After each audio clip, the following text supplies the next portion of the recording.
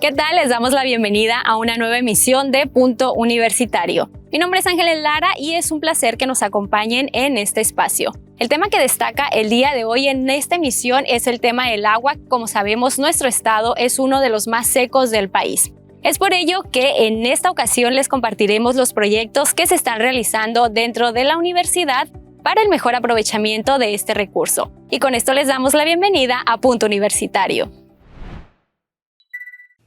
Bueno, el programa de manejo integral del agua en la Universidad Autónoma de Baja California Sur empieza un par de años antes de la pandemia y justamente trata de establecer cuál es ese modelo eficiente para manejar y preservar el recurso hídrico dentro de las instalaciones y la infraestructura de la propia Universidad Autónoma de Baja California Sur. Realmente es un acierto porque viviendo en el estado más seco de México necesitamos justamente y demandamos ese tipo de acciones y planteamientos para que la comunidad se integre y pueda sobre todo establecer soluciones a una problemática tan compleja y profunda como lo es el agua en Baja California Sur. Justamente así nace lo que es el programa de manejo integral del agua, que se define como PAGUA, que está anidado bajo la Coordinación de Responsabilidad Social Universitaria y que es justo uno de los programas institucionales medioambientales que viene a abonar al manejo integral del agua en la UABS. Uno de los proyectos estrella del programa de manejo integral del agua, sin duda, es el proyecto de las zanjas de infiltración, porque de forma muy sencilla y eficiente podemos involucrar al alumnado e incluso personal administrativo que han sido los que han instalado las zanjas de infiltración, sobre todo en la zona aledaña al centro de tránsito universitario. Sí que es verdad que cuando uno las observa por primera vez se puede preguntar ¿cómo es posible que esta fosa a primera vista pueda ayudar a recargar agua hacia el acuífero? Y realmente es infraestructura física muy sencilla que en zonas áridas es importante y sobre todo recomendable de instalar. Hasta el momento tenemos más de 6 zanjas operando e instalando, que justamente en época húmeda, sobre todo en momento de ciclones tropicales, es cuando las podemos ver operar ya de forma más eficiente y activa. Sí que es verdad que a lo largo del resto del año se mantienen secas, porque no tenemos lluvias registradas aquí en la región. Pero justamente hemos podido calcular cuántos metros cúbicos están registrando y almacenando esas zanjas de infiltración, que es agua que evidentemente no va a escurrir y se va a ayudar a percolar al acuífero. Otro punto importante y beneficio muy marcado que hemos notado con las zanjas de infiltración es que toda la vegetación nativa que se sembró de forma circunvecina o adyacente a las zanjas no necesitan de riego, sobre todo cuando las zanjas están operando, es decir, cuando las zanjas acumulan agua, lo cual evidentemente también me establece un ahorro en el tema del riego y obviamente en el consumo del agua. Tenemos de forma actual pensado que este proyecto pueda seguir avanzando y replicándose en otras áreas de la institución. También es importante decir que otras instituciones externas a la universidad se están interesando por este tema porque justamente en zonas áridas es una de las instalaciones de infraestructura hidráulica más efectivas para recargar el acuífero. Uno de los proyectos de los cuales evidentemente tenemos más conciencia de forma reciente en el PAGUA es el tema de la medición del consumo del agua en los edificios a través del dispositivo denominado Carmelo. Seguramente lo habrán escuchado alguna vez. Carmelo es un dispositivo que se diseñó en la Dirección de Tecnologías de la Información y Comunicación, de TIC, por el equipo de especialistas que lo conforman y que justamente permite definir de forma muy precisa y exacta el caudal o gasto en tiempo real de un edificio o una infraestructura física. Evidentemente, un punto muy importante en el cuidado del agua es tener datos y sobre todo tener conciencia de cuánta agua estamos consumiendo. Si no conocemos esos datos y los ignoramos, es muy difícil que podamos conservar el agua. Entonces, un muy buen primer paso es medir el agua. Y justamente este proyecto de Carmelo ha escalado a zonas externas de la institución, me refiero al Ayuntamiento de La Paz y al gobierno del estado de Baja California Sur. Actualmente tenemos un Carmelo operando en el edificio principal del Ayuntamiento de La Paz, lo cual nos da muchísimo gusto y orgullo. Y evidentemente la relación con el ayuntamiento ha sido generosa y estupenda y tenemos evidentemente miras a seguir escalando el proyecto de forma futura, ya con una connotación más amplia. Nos llena de muchísimo gusto y orgullo que el programa de manejo integral del agua siga trabajando y evidentemente también invitamos a todos los que nos están escuchando que se unan porque los proyectos siguen trabajando. Uno de ellos que evidentemente nos hace muchísima ilusión es el proyecto de los bebederos universitarios. Sin duda la comunidad universitaria aumenta y sobre todo en temporada de calor es muy importante hidratarnos de forma constante y permanente. Qué bonito poder acceder al agua de forma gratuita y sobre todo cómoda.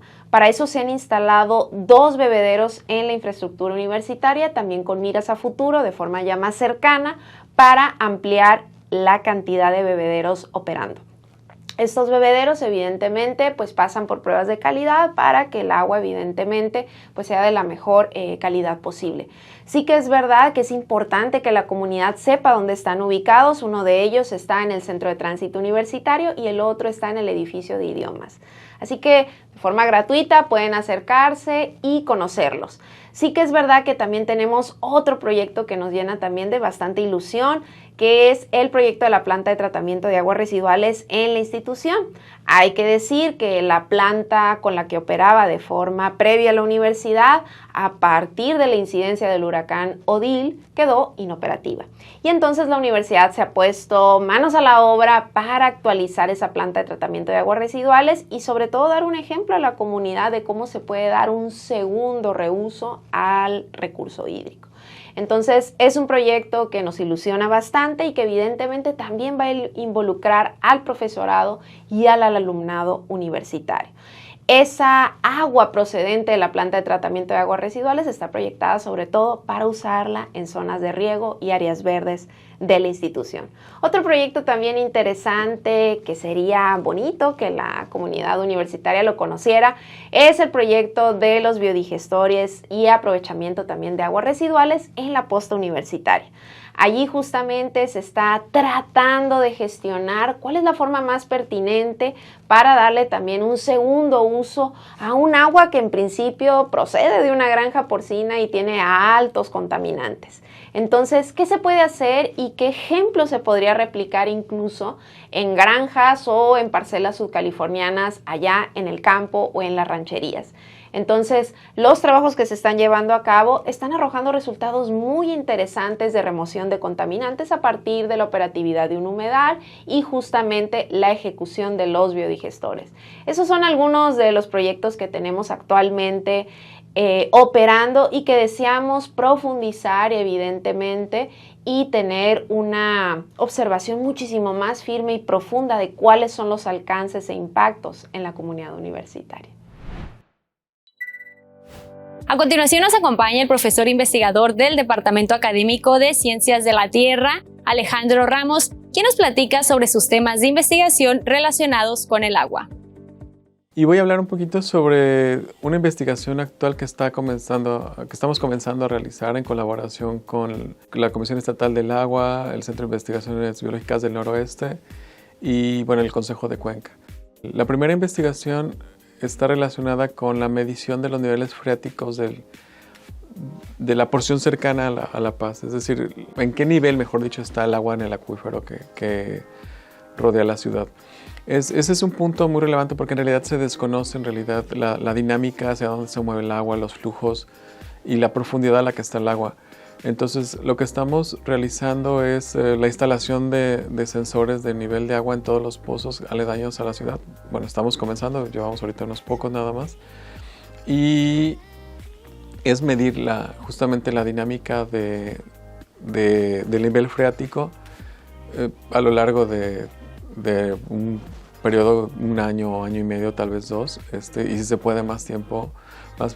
¿Qué esperamos encontrar con esto? Bueno, esperamos poder primero indicar cuál es el estado real del acuífero, bueno, al menos en la porción, la dinámica del agua, es decir, hacia dónde o de dónde viene o hacia dónde se está moviendo, ver cuál es el efecto, por ejemplo, de las sequías prolongadas en el nivel freático, inclusive determinar efectos como la variabilidad de las fuerzas gravitacionales, en este caso la atracción lunar, hacia el agua. ¿Cómo se afecta? Sabemos que es muy poco, unos pocos centímetros, pero sí nos gustaría saber esa parte. Vamos empezando, este es un primer proyecto que está por ahí arrancando.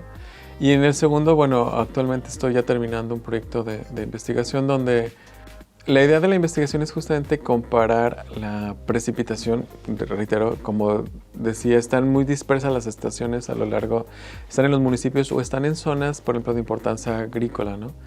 Pero de ahí en fuera hay zonas que no tienen. Y bueno, una variable que se requiere mucho para cualquier simulación o cualquier medición hidrometeorológica, simulación de escorrentías, cualquier cuestión relacionada al agua, es justamente la precipitación.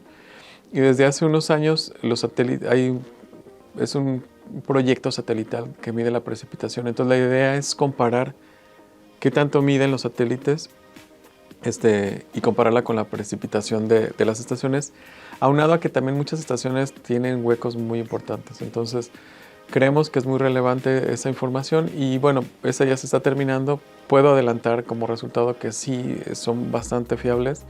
Se parecen, no hay diferencias estadísticas inclusive. Puede ser usada, claro, para modelación, para establecer patrones o regímenes pluviométricos y cuestiones de ese tipo, ¿no? Esas son básicamente las dos investigaciones que estamos haciendo. Hay un par de estudiantes relacionados en el tema, pero bueno, si alguien tiene interés o desea conocer más al respecto de estos temas, estamos a sus órdenes aquí en el departamento. Mi correo es ja.ramos@uaps.mx. Y bueno, con gusto podemos atenderles en sentido de cualquier duda, aclaración o inquietud que tengan al respecto.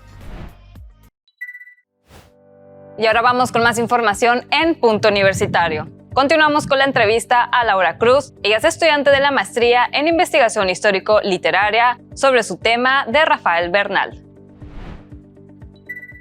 Rafael Bernal es un diplomático mexicano con una gran trayectoria como literato, pero también tuvo partes de historia y escribió varios libros de historia, y yo me centré principalmente en uno que se llama El Gran Océano, que es la historia del Océano Pacífico. Es un libro de casi 600 páginas, de muchísimos años de escritura, estudio y redacción, pero lamentablemente quedó inconcluso porque él falleció abruptamente de cáncer.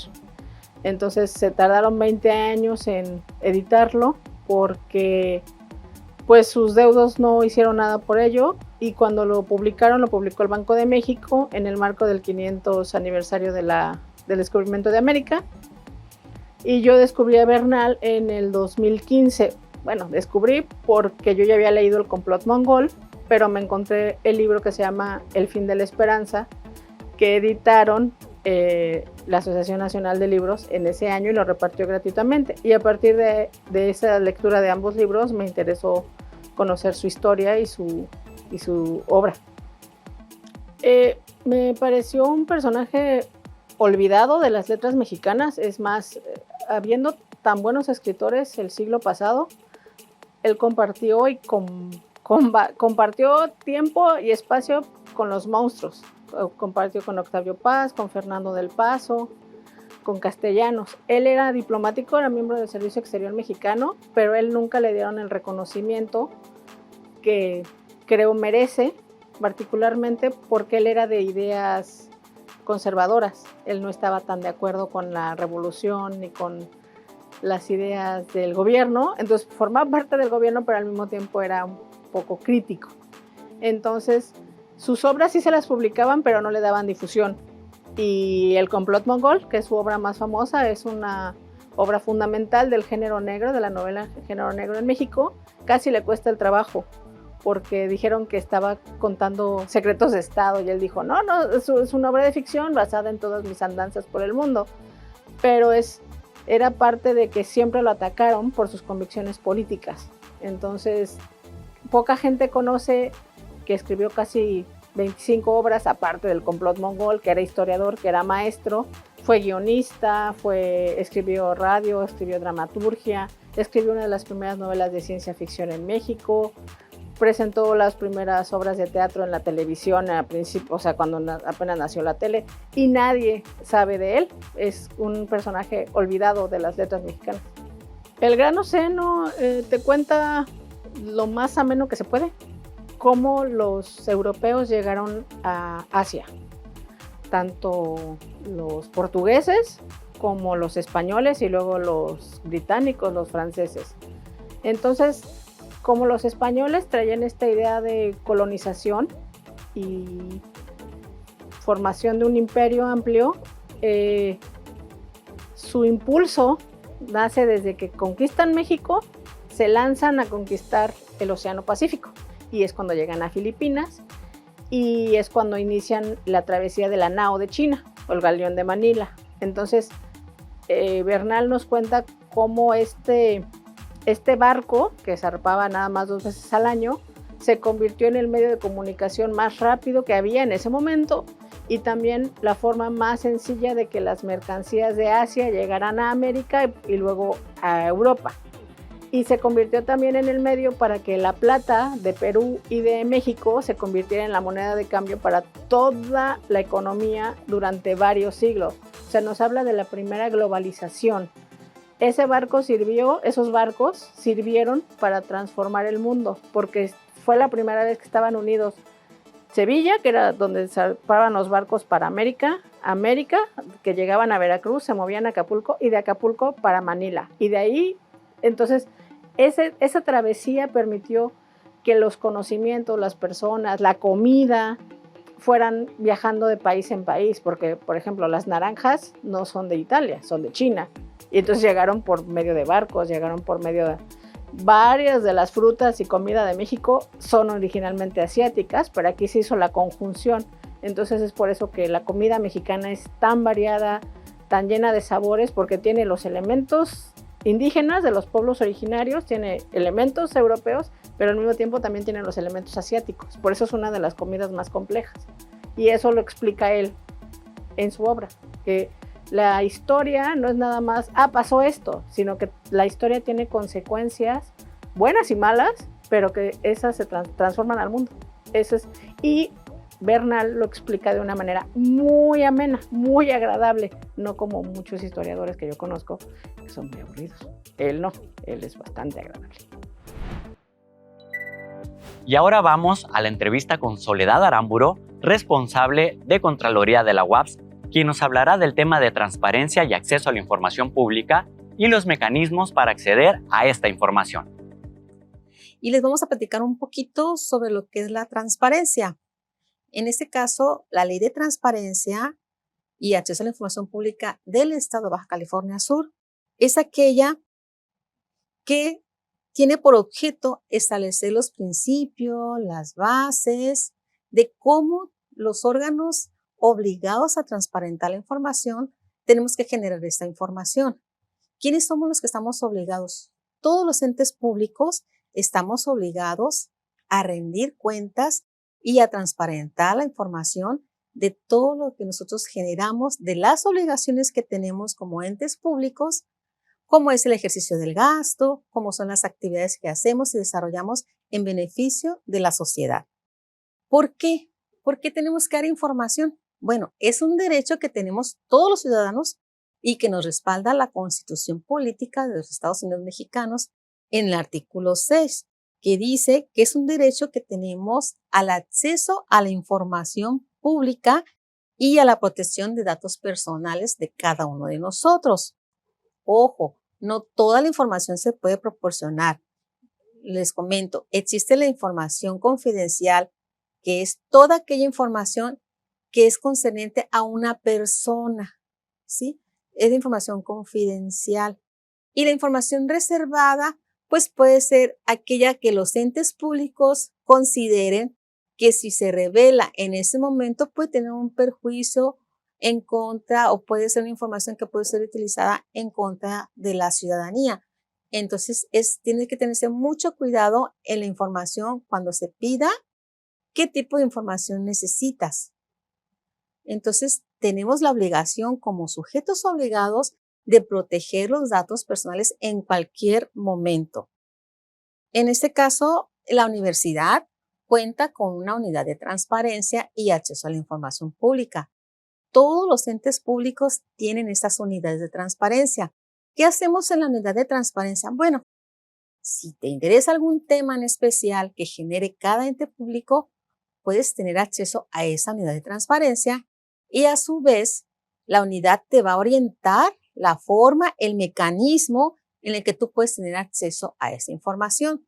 ¿Cuáles son los mecanismos? Bueno, existe lo que es la Plataforma Nacional de Transparencia.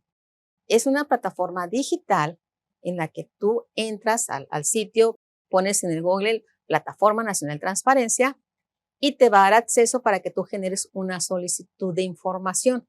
La unidad de transparencia te va a apoyar, si no puedes tener acceso, te va a apoyar para que tú tengas acceso a esta plataforma y generes tu solicitud. Ya que generas tu solicitud de información, la plataforma le va a mandar esa solicitud de información a la unidad de transparencia del ente público. Y la unidad de transparencia tiene obligación de darle trámite a tu solicitud de información. ¿Qué va a hacer? Bueno, si me pides que las carreras que se dan en la universidad, yo voy a turnar esa solicitud de información al departamento correspondiente de la carrera que la persona quiere conocer. Entonces, el departamento tiene la obligación de contestarnos y decir, estas carreras son las que se dan en el departamento. Entonces, esa respuesta la vamos a subir a esta Plataforma Nacional de Transparencia y te va a llegar la información que tú estás solicitando.